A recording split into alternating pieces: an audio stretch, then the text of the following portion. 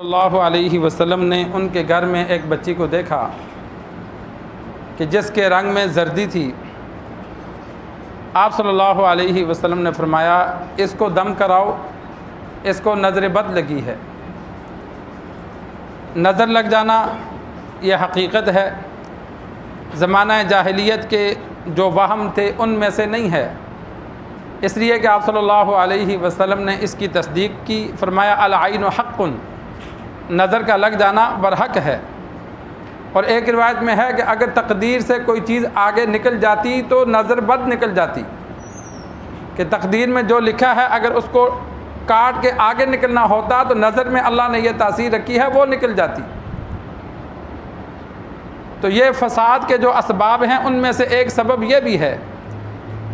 بعضوں نے تحقیق کی، لکھا کہ انسان کی آنکھوں سے کچھ شعاعیں نکلتی ہیں، زہریلی جو چیز اسے پسند آتی ہے وہ اس پہ اثر کرتی ہیں۔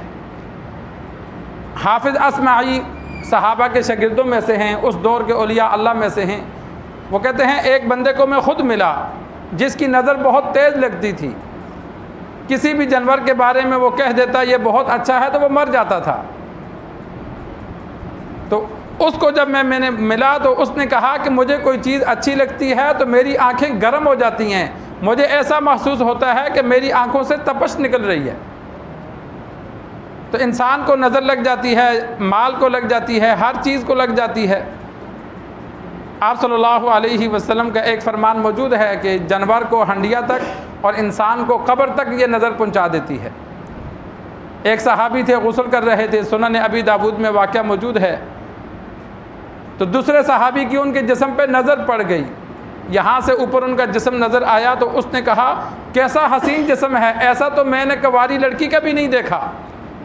تو جو غسل کر رہے تھے وہ وہیں گر پڑے، ان سے اٹھا بھی نہ گیا، چلنا ختم ہو گیا۔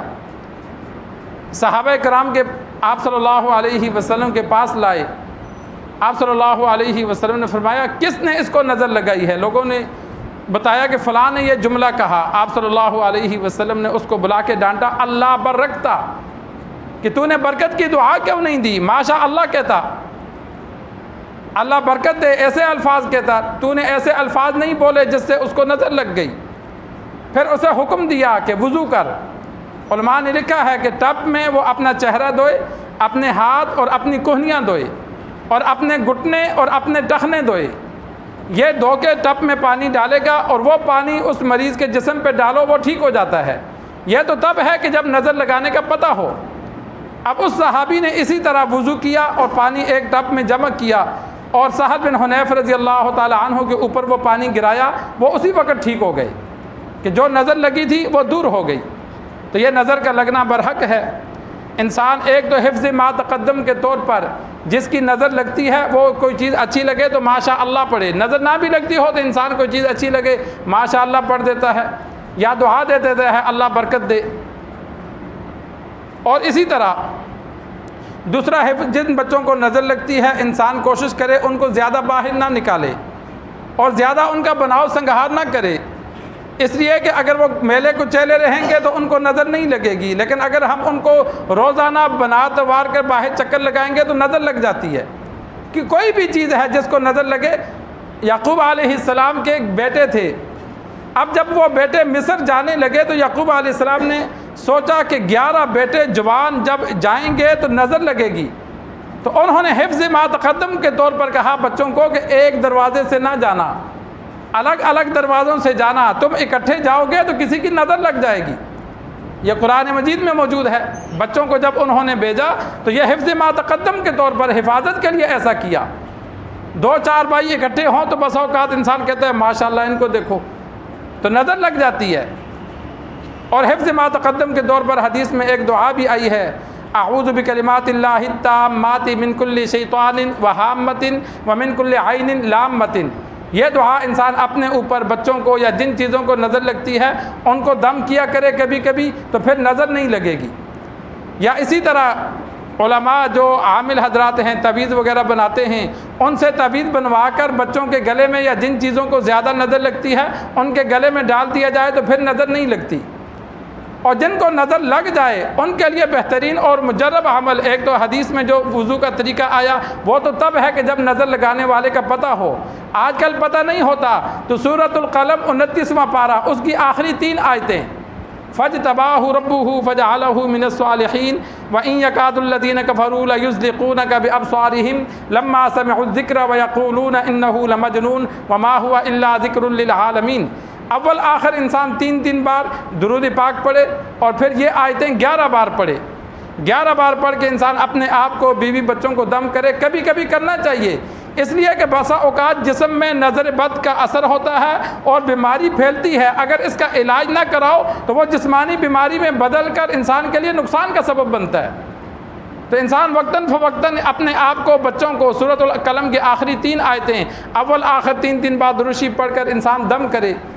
اور بعض ایک ٹوٹکا بھی ہے، یہ سرخ مرچ گول والی ملتی ہے، یہ سرخ مرچ انسان پکڑے اور درود شریف پڑھ کے 1 مرچ 7 دانے پکڑے، 1 مرچ سر پہ رکھے اور یہ آیتیں پڑھتے ہوئے گھمائے پورے جسم پر۔ جس بچے کو دم کرنا ہے، جس کو بھی دم کرنا ہے اس کے اوپر گھمائے اور وہ دانہ الگ رکھ دے، ایسے 7 دانے گھمانے ہیں۔ اگر جس کو یہ آیتیں نہ آتی ہوں تو پھر یا سلامو پڑھتا رہے، سر میں دانہ رکھا اور پورے سر پہ، پورے جسم پہ وہ دانہ مرچ کا گھمانا ہے اور یا سلامو پڑھنا ہے، پڑھتے پڑھتے پڑھتے وہ گھمانا ہے، ایسے 7 دانے پھیرنے۔ 7 دانے پھیرنے کے بعد پھر 3 بار درود شریف پڑھے، ان دانوں کو دم کرے اور بچے کو دم کرے۔ پھر ان مرچ کے دانوں کو چولہے پہ جلانا ہے، اگر انگار ہیں، کہیں کوئلہ ملتا ہے تو انگار جلا کے ان انگاروں پہ ڈال دو، اگر انگار نہیں ہے تو آج کل جو گیس کا چولہا ہے تو ہلکی آنچ پہ وہ 7 دانے رکھ دو۔ ہم مرچ جلاتے ہیں تو وہ فوراً پڑتی ہے، انسان کو چھینکیں آنے لگ جاتی ہیں، ایسا ہوتا ہے یا نہیں ہوتا؟ لیکن جس بچے کو نظر ہوگی ان مرچوں کو جلاؤ گے تو ایسا لگے گا جیسے کوئی چیز جلی نہیں ہے، یعنی مرچیں جلنے کی بو نہیں آئے گی۔ جب بو نہ آئے تو سمجھ جاؤ کہ اس بچے کو نظر ہے، اس بندے کو نظر ہے۔ پھر دوپہر کو دوبارہ کرو، شام کو دوبارہ کرو، 2-4 دن متواتر یہ عمل کرو، جب وہ مرچیں جلنے پر بو آئے تو پھر وہ بچہ ٹھیک ہوتا ہے۔ تو یہ ایک مجرب ٹوٹکا ہے، انسان گھر میں اپنے اوپر بھی، بچوں پر بھی یہ کرے، اور جب نظر کا اثر ہوگا دن بدن وہ آہستہ آہستہ، ہم 1 مرتبہ جلائیں گے بو نہیں آئی لیکن وہ نظر کا اثر کم ہو گیا، دوبارہ جلائیں گے اور کم ہوگا، آہستہ۔ جس طرح ڈاکٹر کی خوراک صبح دوپہر شام دی جاتی ہے، پہلی خوراک سے بندہ ٹھیک نہیں ہوتا۔ ہمارے ہاں جو لوگ دم کرتے ہیں وہ 1 دن دم کیا، 2 دن کیا، کہتے ہیں بس، نہیں، دم متواتر کیا جاتا ہے۔ اگر کسی بچے کو نظر لگتی ہے تو پورا ہفتہ اسے دم کرو، صبح شام دم کرو، پھر جا کر اس کی بیماری دور ہوگی۔ تو یہ روحانی بیماریوں میں ایک نظر بد ہے، جس کا سرکار دو عالم صلی اللہ علیہ وسلم نے ایک بچی کو دیکھا، جسم میں کمزوری ہو تو رنگ بگڑ جاتا ہے، اکثر لوگوں کے خون میں جب کمی آئے تو رنگ زرد پڑ جاتا ہے۔ تو آپ صلی اللہ علیہ وسلم نے بچی کو دیکھا تو سمجھ گئے کہ رنگ کی جو زردی ہے نظر لگنے کی وجہ سے ہے۔ تو ام سلمہ رضی اللہ تعالی عنہ سے کہا کہ کسی دم کرنے والے سے اس کو دم کراؤ تاکہ اس کی نظر دور ہو جائے۔ اللہ سے دعا ہے اللہ ہمیں دین سیکھ کر، سمجھ کر عمل کرنے کی توفیق عطا